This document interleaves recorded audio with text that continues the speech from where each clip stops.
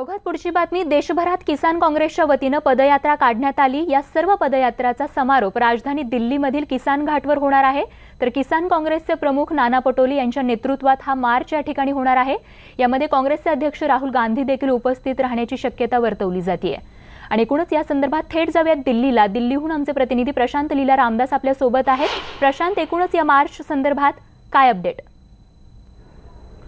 खास करून जर बघितलं आपण तर काँग्रेसच्या किसान संघटनेच्या वतीने ज्याला किसान काँग्रेस संबोधलं जातं त्याच्या वतीने चंपारणमध्ये जवळपास 25 तारखेला हा मार्च सुरू करण्यात आला होता। चंपारण ही क्रांतिकारी भूमी आहे आणि त्या क्रांतिकारी भूमीमधून किसान मार्चची सुरुवात करण्यात आली। सोबतच 15 मागण्यांचं एक निवेदन पंतप्रधान नरेंद्र मोदींना देण्यात आलेलं आहे त्या मार्चच्या नंतर। आणि महत्त्वाचं म्हणजे त्यामध्ये खास करून शेतकऱ्यांना कर्जमुक्त करावं अशी मागणी करण्यात आली। त्या संपूर्ण देशभरात हा जो मार्च निघाला शेतकऱ्यांचा वेगवेगळ्या ठिकाणावरून त्याचा समारोप आज दिल्लीतील किसान घाटावर होत आहे। चौधरी चरण सिंग यांची तिथे त्यांचा तो घाट आहे, तिथे त्यांची समाधी आहे आणि तिथे विविध किसान संघटनेचे शेतकरी संघटनेचे नेते तिथे एकत्र येणार आहे।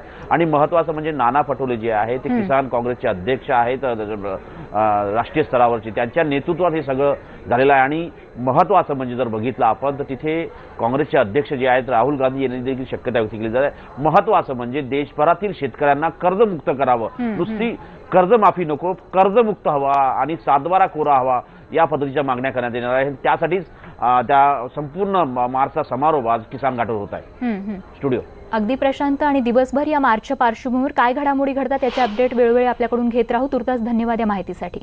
आणि आता बातमी आहे वाढलेल्या थंडीची। विदर्भात किमान तापमानात सरासरीच्या तुलनेत उल्लेखनीय अशी घट झाली आहे।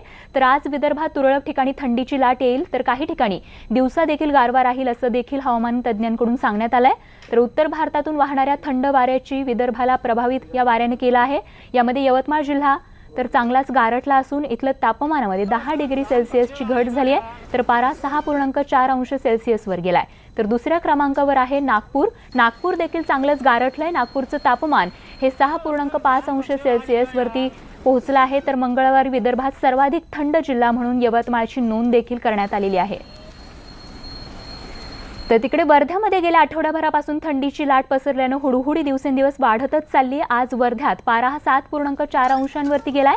तर या थंडीचा फटका विद्यार्थ्यांसोबतच दुकानदारांना देखील बसतोय। दरम्यान अचानक थंडी वाढल्यामुळे जिल्ह्यात मोठ्या प्रमाणात शेकोटीचा आसरा घेताना नागरिक बघायला मिळत आहेत। आणि एकूणच वाढलेल्या या थंडीच्या पार्श्वभूमीवर नागपूरमध्ये सध्या काय वातावरण? प्रवीण मुधोळकर आमचे प्रतिनिधी थेट नागपूरमधून आपल्या सोबत आहेत। प्रवीण, काय म्हणते नागपूरची थंडी?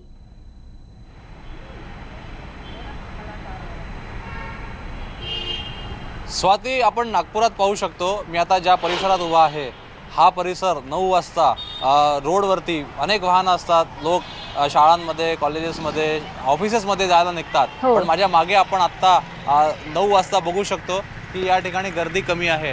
हा चौक जो आहे हा चौक या ठिकाणी 9 वाजता ज्या पद्धतीनं लोक असतात तसे तेवढे लोक नाही आहे। म्हणजे आता थंडीचा अंदाज घेतला जाऊ शकतो। उत्तर भारतातून ज्या प्रमाणामध्ये थंड वारे येत आहेत त्या थंड वाऱ्यामुळे ही थंडी अचानक वाढलेली आहे। आणि विदर्भातले 11 जिल्ह्यांमध्ये तापमान हे 10 डिग्रीच्या खाली गेलं आहे। त्यामुळे आगामी काळामध्ये म्हणजे तापमान 1-1 डिग्रीनं वाढत जाईल। पण वर्धा, नागपूर, यवतमाळ या ठिकाणी 6 डिग्री 7 डिग्रीपर्यंत तापमान गेलेलं आहे।